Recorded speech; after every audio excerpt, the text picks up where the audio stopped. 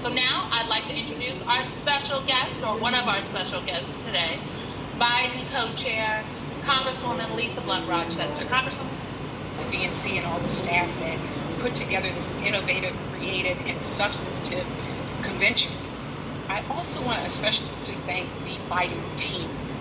They are extraordinary. They have given so much of their time and their talents, and I greatly appreciate everything that they've done. Simone, I give you a special shout out as well, being a connection to me and our team. And so I want to thank them. And I think before I even start my official remarks, I have to say how full and momentous last night was for me to watch Kamala Harris, to watch Senator Kamala Harris accept her nomination. When she said, "I accept your nomination for Vice President of the United States of America," it all sunk in. All of the effort, all of the time, all of the centuries. And this morning I pulled out my pink hat, and when I marched in that Women's March the day after Donald Trump was elected, I had this pin, Shirley Chisholm, on my hat, unbought, unbossed. And so last night, I think all of us kind of work, and don't really think or take a moment to let it sink in. But last night was a moment that we have to let sink in, but also to energize us and fuel us to move forward.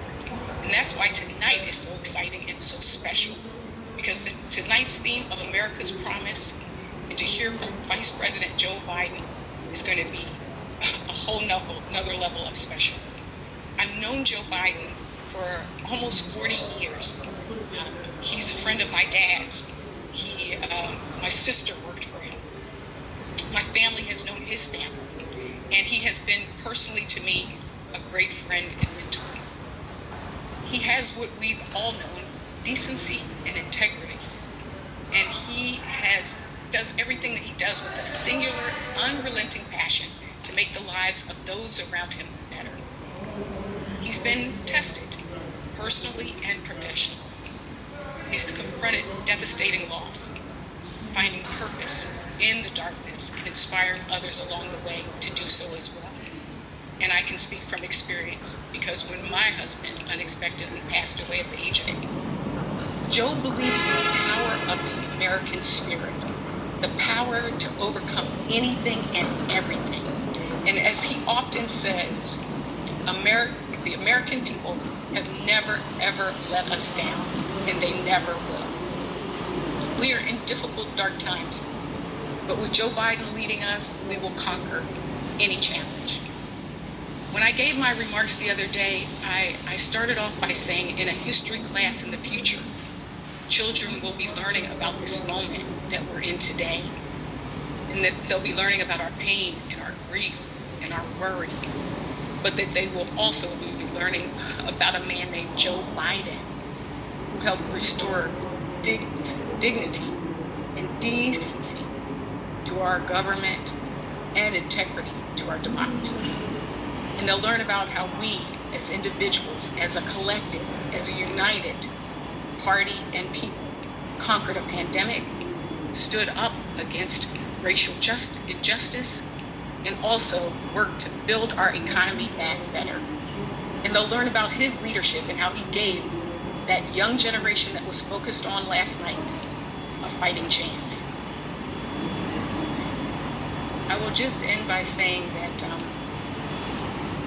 when I decided to support and endorse Joe Biden before he even ran, I remember sitting down with him, and on the back on his shoulder, I could see a picture of his son, Bo.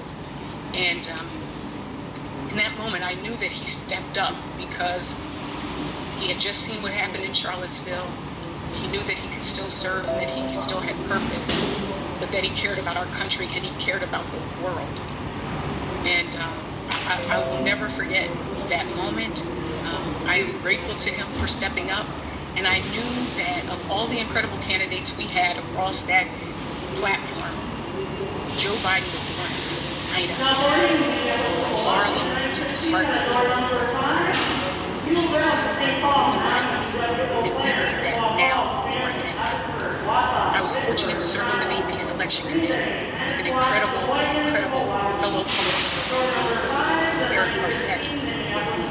of Los Angeles. He is a true patriot in this country, and he is also now my new friend. And it is really my pleasure to pass the baton over to my friend and fellow Biden co-chair, Eric Garcetti. Mr. Mayor. Thank you, Congresswoman. And I just feel like I heard an amazing keynote speech. You have been an extraordinary friend. We're both co-chairs. We're both on this crazy committee to find a vice president for the greatest vice president we've ever had, which is like Michael Jordan asking us to find a shooting guard for him. And yet I have seen who you are, and it reflects that same Biden ethic of goodness every single day. So thank you. Thank you for being a part of this. Thank you for the handoff. And thank you to Andrew and to Kate and Simone and the entire team. I've worked on a lot of campaigns. And campaigns, we sometimes joke are train wrecks from beginning to end. You just try to keep them on track. There's infighting, this, that, and the other. This has been one of the most joyful experiences of my political life, working with this team and with extraordinary people committed to taking this country back. I'm going to make this really simple. This is an election that is about two people. And now you've seen from Kamala yesterday, Joe Biden, who we know, who have the heart and the experience that this country needs, against a person who has neither.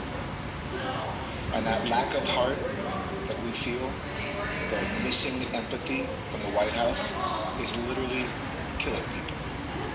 And that lack of experience of how to govern, how to unite a country and steer it through crisis, is literally killing